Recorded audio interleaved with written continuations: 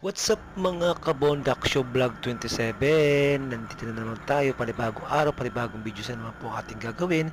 Ito nga po nag-iiwa na si Mrs. Kadayday ng meat.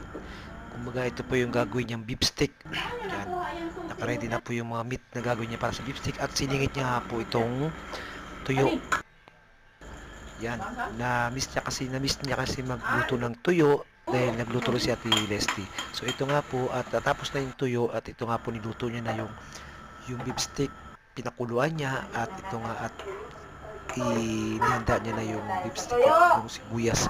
So ito nga po, dahil itong beef stick na to, ito yung ulam namin kagabi at ngayon ko lang po i-upload mga kabondak show vlog 27.